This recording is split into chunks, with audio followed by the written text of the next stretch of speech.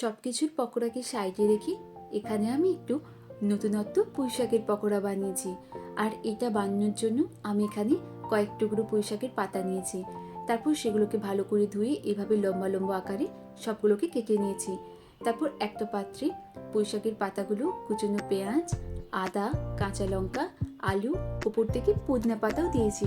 চাইলে আপনারা এখানে ধনে পাতাটাও অ্যাড করতে পারেন আর আলুটা স্কিপও করে দিতে পারেন। তারপর ওতে স্বাদ মতো নুন, ধনে গুঁড়ো, জিরে গুঁড়ো, লাল লঙ্কার গুঁড়ো, কর্নফ্লাওয়ার বা চাল গুঁড়ি আর অল্প একটু বেসন দিয়ে ভালো করে সব কিছুকে মেখে নিয়েছি। তারপর গরম গরম তেলে ওপর থেকে এইভাবে বড়া বা পকোড়ার আকারে একটু এপিট ওপিট করে মিডিয়াম টু হাই ফ্লেমে ডিপ ফ্রাই করে নিলেই রেডি আমাদের এই পুঁই শাকের পকোড়া। এটা কিন্তু দারুণ খেতে হয়েছিল। আজ এই পর্যন্তই, দেখা হচ্ছে পরের ভিডিওতে। Tata bye.